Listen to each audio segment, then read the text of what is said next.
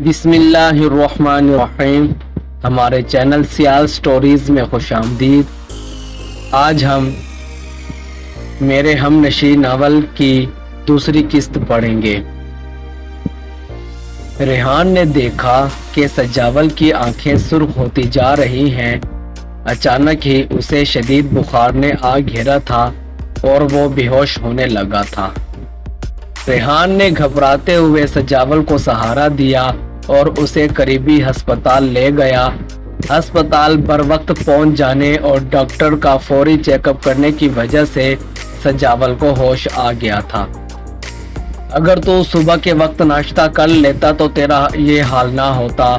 ریحان سجاول پر غصہ ہو رہا تھا۔ سجاول اس وقت اپنے بڑے بھائی وقاص کو یاد کر رہا تھا۔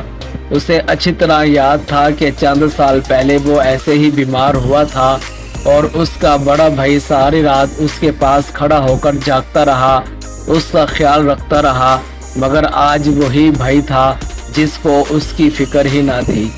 کیا سوچ رہے ہو؟ ریحان نے اسے جھنجھوڑا۔ کچھ نہیں، اس نے اپنی آنکھوں میں آئے آنسو صاف کیے۔ کچھ سوچ تو رہے ہو؟ ریحان نے اسے دوائی دیتے ہوئے کہا۔ یہ سنتے ہی وہ پھوٹ پھوٹ کر رونے لگا۔ کیا سکے بھائیوں میں ایک ماں باپ کا خون نہیں ہوتا؟ کیا وہ ایک ہی ماں باپ کی اولاد نہیں ہوتے؟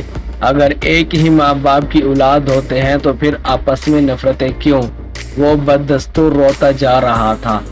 ہوتے تو وہ ایک ہی ماں باپ کی اولاد ہیں، مگر ان کے خون سفید ہو چکے ہوتے ہیں۔ تم اپنے بھائی کو یاد کر رہے ہو نا؟ اگر اسے تمہاری پرواہ ہوتی تو تمہارا یہ حال نہ ہوتا۔ میں بھی تو تمہارا بھائی ہی ہوں نا؟ کیا تم مجھے اپنا بھائی اور دوست نہیں سمجھتے؟ ریحان اس کے کندھے پر ہاتھ رکھتے ہوئے بولا۔ نہیں، ایسی بات نہیں ہے، وہ بھی تو میرے بھائی ہی ہے نا۔ سجاول آنسو پونجتے ہوئے بولا۔ چلو شاباش، دوائی کھاؤ، ڈاکٹر صاحب نے باقاعدگی سے تمہیں دوائی لینے کو کہا ہے۔ ریحان نے دوائی اور پانی کا گلاس اس کی طرف بڑھائے۔ پل بھر میں ہی وہ ساری دوائی کھا گیا۔ کچھ دیر بعد اس کی طبیعت بحال ہوئی تو ڈاکٹر صاحب نے انہیں گھر جانے کی اجازت دے دی۔ ریحان سجاول کو اپنے ہی گھر لے آیا تھا، جہاں ریحان کی امی خالدہ ان کی منتظر تھی۔ کیا ہو گیا تھا بیٹا تمہیں؟ ریحان کی امی اسے پیار کرتے ہوئی بولی۔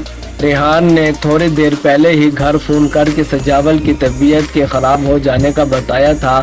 کچھ نہیں آنٹی، ذرا ہلکا سا بخار ہو گیا تھا، اب ٹھیک ہوں، سجاول نے جواب دیا۔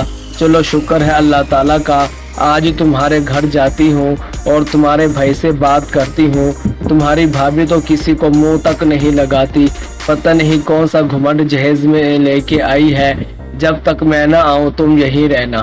یہ کہتے ہوئے انہوں نے برقع اوڑھا اور سجاول کے گھر کی طرف چل پڑی۔ انہوں نے وہاں پہنچ کر دروازہ کھٹکھٹایا۔ خوش قسمتی سے دروازہ وقاص نے ہی کھولا۔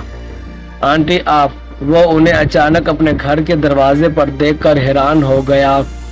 ہاں میں، مجھے دیکھ کر تمہارے چہرے پر ہوائیاں کیوں اڑنے لگی ہیں؟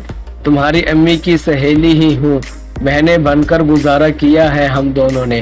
وہ آنکھیں دکھاتے ہوئے بولی۔ جی آنٹی میں جانتا ہوں، آپ کو دیکھ کر میں پریشان نہیں ہوا، میں تو بس آپ کے اچانک آ جانے سے حیران رہ گیا تھا، اس نے جواب دیا۔ ہاں، جب یہاں چاہت کرنے والا اور عزت دینے والا کوئی نہیں ہوگا تو پھر کون آئے گا اس گھر میں؟ یاد ہے میں نے اپنا آخری قدم اس گھر میں کب رکھا تھا؟ اس وقت جب تمہاری امی فوت ہوئی تھی۔ تمہاری امی کے فوت ہونے کے ساتھ ساتھ میرے لیے اس مکان کے سارے مقیم بھی مر گئے تھے۔ اگر زندہ تھا تو صرف سجاول، ارے مر تو بھی چکا ہے، جس سے اپنے بھائی کی کوئی پرواہ ہی نہیں۔